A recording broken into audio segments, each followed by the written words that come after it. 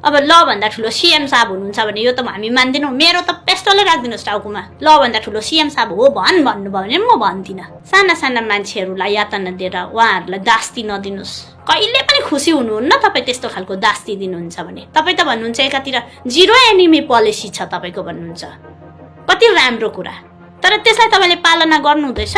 You ask yourself. आज म यहाँबाट सीएम साहबलाई क्वेसन गर्न चाहन्छु, तपाईँले जुन चाहिँ डिसिप्लिनरी एक्सनको थ्रु पनिसमेन्ट दिन्छौँ हामीहरू भन्नुभएको छ नि, त्यो पनिसमेन्ट चाहिँ सिधै गएर नोकरी टर्मिनेट गर्ने चाहिँ हुँदैन होला है हजुर?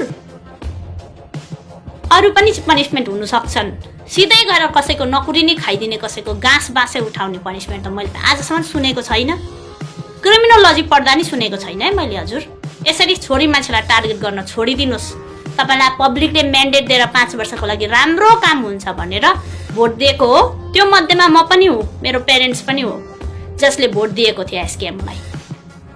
तर एसकेएमले यो दिन देखाउँछ भनेर नि सपनामा सोचेको थियौँ भने पनि हामीले भोट दिने थिएनौँ। तपाईँहरूले एकातिर नोकरी बाँड्दै हिँड्नुहुन्छ, राम्रो हो त बाँड्नुहोस्, तर अर्कातिर यसरी गाँस खोज्दै हिँड्नुहुन्छ, सुहाउँछ तपाईँलाई? त्यत्रो ठुलो पोस्टमा बसेको तपाईँहरूलाई सुहाउँछ? अझै भन्नुहुन्छ डिसिप्लिनरी एक्सनद्वारा पनिसमेन्ट गरिएको भन्नुहुन्छ। हामीलाई पनि थाहा छ पनिसमेन्ट कस्तो हुन्छ। पनिसमेन्ट एकैचोटि कठोर पनिसमेन्ट हुँदैन, एकैचोटि ह्याङ टिल डेथ दिँदैन कसैलाई पनि। हेलो एभ्रिबडी, जुन चाहिँ सिक्किममा जब टर्मिनेटको विषय अहिले चर्किएर गएको छ, त्यही विषयमा म पनि 1-2वटा शब्द राख्दै मेरो एउटा एक्सपिरियन्स पनि सेयर गर्न चाहन्छु हजुरहरू समक्ष।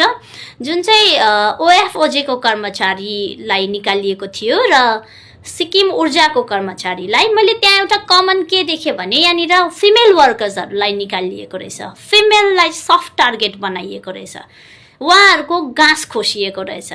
एकातिर स्टेटले भन्छ डबल इन्जिनको सरकार छ हाम्रो, पीएम मोदीले भन्नुहुन्छ बेटी पढाओ बेटी बचाओ भन्नुहुन्छ, अनि तपाईँहरू चाहिँ बेटी का जॉब छीनो, बेटी को अंधकार में धकेलो और उसके साथ इन्जस्टिस करो, यो भन्नुहोस्। तपाईँहरूलाई यो भन्न सुहाउँछ किनभने तपाईँहरूलाई बीजेपीको त्यस्तो उत्तम नारा सुहाएन, पीएम मोदीले दिनुभएको त्यत्रो ठुलो नारा तपाईँहरूलाई सुहाएन, तपाईँहरूले त्यो व्यवहारमा व्यतीतै गर्न सक्नु भएन। र अर्को कुरा के भने संविधानको अनुच्छेद 15ले पनि के भन्छ भने special provision should be implemented for women भन्छ। छोरी मान्छेको लागि स्पेशल प्रावधान इम्प्लिमेन्ट गर, छोरी मान्छेहरूको जिन्दगी सरल बनाइदेऊ, छोरी मान्छेहरूलाई राम्रो जग्गामा लिएर जाऊ, नारी सशक्तिकरण होस् भन्छ। तर तपाईँहरूले छोरीहरूलाई टार्गेट गरेर उहाँहरूको फ्यामिलीले केही पनि गरे भने एउटा छोरीलाई टार्गेट गर्ने, तपाईँहरू त त्यो प्राचीन सोचका हुन्छन् नि व्यक्तिहरू, जसले छोरी मान्छेहरूलाई शास्ति दिने। उहिलेको जमानामा हुन्थ्यो नि, घरको सदस्य कसैले पनि के काम बिगाड्यो भने छोरी बुहारीलाई सजाय दिने, त्यही मानसिकता राख्नु हुँदो रहेछ तपाईँहरूले। Very sorry to say that. आजको छोरीहरू चाहिँ नि एरिस्टोटल, प्लाटो, सोक्रेट्स त्यस्तो पढेर ल पढेर आएका छन् है। आजका छोरीहरूलाई तपाईँहरूले त्यति बेसी अवहेलित पनि नगर्नुहोस् है, त्यो लेभलको नसोच्नुहोस् है। जुन लेभलमा तपाईँको मानसिकता छ नि त्यही लेभलको छोरी मान्छेहरू छन् होला भनेर नसोच्नुहोस्। यसरी छोरी मान्छेलाई टार्गेट गर्न छोडिदिनुहोस्। तपाईँलाई पब्लिकले म्यान्डेट दिएर 5 वर्षको लागि राम्रो काम हुन्छ भनेर भोट दिएको हो। त्यो मध्येमा म पनि हो, मेरो पेरेन्ट्स पनि हो, जसले भोट दिएको थियो एसकेएमलाई। तर एसकेएमले यो दिन देखाउँछ भनेर नि सपनामा सोचेको थियौँ भने पनि हामीले भोट दिने थिएनौँ। तपाईँहरूले एकातिर नोकरी बाँड्दै हिँड्नुहुन्छ, राम्रो हो त बाँड्नुहोस्, तर अर्कातिर यसरी गाँस खोज्दै हिँड्नुहुन्छ, सुहाउँछ तपाईँलाई? त्यत्रो ठुलो पोस्टमा बसेको तपाईँहरूलाई सुहाउँछ? अझै भन्नुहुन्छ डिसिप्लिनरी एक्सनद्वारा पनिसमेन्ट गरिएको भन्नुहुन्छ। हामीलाई पनि थाहा छ पनिसमेन्ट कस्तो हुन्छ। पनिसमेन्ट एकैचोटि कठोर पनिसमेन्ट हुँदैन, एकैचोटि ह्याङ टिल डेथ दिँदैन कसैलाई पनि। पहिला चाहिँ नि कस्तो खालको डिसिप्लिन भङ्ग गरेको छ त्यो एम्प्लोइले त्यो पनि जनाउनुपर्छ। त्यो त जनाएको छैन उहाँको टर्मिनेसनमा। अहिले लास्टमा गएर 15 दिन 20 दिन पछाडि कारण बताऊ, के कारण निकाल्यौ, कारण बताऊ भन्दा अफिसेसले नभनेर सीएम साहबले डिसिप्लिन भङ्ग गरेको छ अनि निकाल्यौँ भन्नुहुन्छ। डिसिप्लिन भङ्ग भएको भने त अपराध जसले गरेको छ त्यसलाई त थाहा होस् न मैले यो अपराध गरेँ भनेर। त्यो पनि थाहा छैन। तपाईँहरूले त सिधै ह्याङ टिल डेथै दिनुहुने रहेछ। जुन चाहिँ प्यारामिटर्स हुन्छ नि पनिसमेन्टको पनि, वार्निङ हुन्छ, अपोलोजी लेखाउने हुन्छ, सस्पेन्सन हुन्छ, अनि पनि भएन, अनि पनि टेरेन भने टर्मिनेट गर्नुहोस् न, साँच्चै नै डिसिप्लिन भङ्ग भएको छ भने। नभए यसरी टार्गेट नगर्नुहोस्, सुहाउँदैन।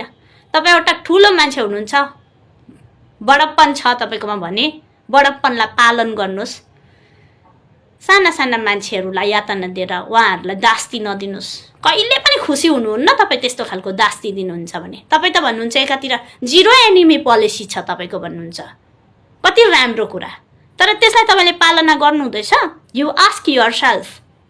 आज म यहाँबाट सीएम साहबलाई क्वेसन गर्न चाहन्छु, तपाईँले जुन चाहिँ डिसिप्लिनरी एक्सनको थ्रु पनिसमेन्ट दिन्छौँ हामीहरू भन्नुभएको छ नि, त्यो पनिसमेन्ट चाहिँ सिधै गएर नोकरी टर्मिनेट गर्ने चाहिँ हुँदैन होला है हजुर? अरू पनि पनिसमेन्ट हुन सक्छन्, सिधै गएर कसैको नोकरी नै खाइदिने, कसैको गाँस बाँसै उठाउने पनिसमेन्ट त मैले त आजसम्म सुनेको छैन। क्रिमिनोलोजी पढ्दा नि सुनेको छैन है मैले हजुर। र अर्को कुरा के भने, म भन्न त चाहदिनँ थिएँ, तर म यहाँबाट यो भन्छु कि मलाई पनि निकालेको थियो। मलाई दुख मन छैन, मलाई निकालेको थियो भनेर मलाई यहाँ ढिन्डोरा पिट्नु पनि थिएन। तर यही सन्दर्भमा म के भन्न चाहन्छु भने, म सँगसँगै 37 जना अरूलाई पनि निकालेको थियो। म सिक्किम लेजिस्लेटिभ एसेम्ब्लीको लिगल कन्सल्टेन्ट काम गर्थेँ, स्पिकरको। र जहाँ तपाईँहरू सबैलाई थाहा छ 5 वर्ष मतलब यो यहाँहरूको टर्ममा 2टा स्पिकर चेन्ज हुनुभयो। अनि जुन चाहिँ हाम्रो जब थियो द्याट वाज अन को टर्मिनस बेसिस। अब को टर्मिनस इन द सेन्स कस्तो हुन्छ भने 5 वर्षको लागि हुन्छ मिनिमम, खासै भन्नु भने। अनि को टर्मिनस त्यो सरकारको को टर्मिनस टर्मसँग चाहिँ हुन्छ। तर यहाँहरूले भन्न यहाँहरूले अब मलाई यस्तो भनेर जस्टिफाई गर्नुहुन्छ, एउटा स्पिकर जानुभयो, उहाँको टर्म सक्यो, अनि अर्को आउनुभयो, अन्त तपाईँहरूलाई निकालिदिएको नि। यो चाहिँ हुँदैन, यो उल्लु बनाउने कुरा हो। किनभने सरकार त एसकेएमकै हो नि त, स्पिकर त एसकेएमले नै राखेको, अरू पार्टीले त राखेको छैन नि त। एक महिनामा स्पिकर चेन्ज हुनुहुन्छ भने पनि नोकरी जाँदैन वर्करको। मेरो नोकरी जान सक्छ, किनभने म लिगल कन्सल्टेन्टको काम गर्दथेँ। जो लिगल कन्सल्टेन्ट कसैलाई राख्नु भनेको स्पिकरको चोइस हो। र म उतिखेर निकै एउटा म्याटर्समा बोल्दै थिएँ, त्यो मलाई एउटा बसाउने एउटा तरिका थियो। धेरैपल्ट म सर यो नोकरी गर्दिनँ भन्दा पनि this is just a job of a consultant, you can do it भनेर मलाई त्यसरी गुमराह गरेर लगाइदिएको थियो। इट्स ओके, ठिकै छ, मैले पनि एक्सेप्ट गरेको थिएँ नि त, ठिकै छ। अनि अब कुरा के भने, अरू त्यो 37 जनालाई यति बेसी यातना दिएर फेरि अहिले 10 मन्थ पछाडि लगाउनु त लगाउनु भयो कि, तर त्यो 10 मन्थको टाइममा तपाईँले यति बेसी यातना दिनुभयो, त्यो इन्जस्टिस चाहिँ कसले भन्छ? एउटै सरकार एसकेएमले लगाउने, एसकेएमले निकाल्ने। उहाँहरू अरूको त एसडिएफले लगाएको थियो होला। यो चाहिँ के भनेर चाहिँ गर्नुभएको तपाईँले? हामीले चाहिँ कुन इन्डिसिप्लिन गरेका थियौँ त्यो पनि जनाइदिनु पर्यो सरकारले। अनि अर्को कुरा, लेजिस्लेटिभ एसेम्ब्ली भनेको यत्रो ठुलो अफिस जहाँनिर लहरू पारित हुन्छन्, त्यहाँबाट त लको पालना गरेको छैन भने आज अपोजिसन पार्टीहरूले बिचारा अफिस जानुहुन्छ, हामीलाई कारण बताइदिनुहोस्, उहाँहरूलाई किन निकालिएको भनेर गुहार लाउनुहुन्छ। अनि डिले गर्छन् अफिसको अथोरिटीहरूले 7 दिन, 10 दिन, 10 डेज, 15 डेज, अनि पनि केही आन्सर दिँदैनन्। अनि अपोजिसन पार्टीका मान्छेहरूलाई अझै पनि विश्वास छ कि उहाँहरूले एउटा सेटिस्फ्याक्टरी रिजन दिनुहुन्छ होला भनेर। त्यस्तो हुनेवाला छैन। सिक्किम लेजिस्लेटिभ एसेम्ब्लीले त 14 डेजको नोटिस काट्न जरुरी सम्झेन, भेडा बाख्रा जस्तो सम्झेर टक्कै निकालिदियो। 7 तारिक सेप्टेम्बर 2022 को दिन निकाल्यो। म त 9 तारिकको दिन दिल्ली आइहालेँ।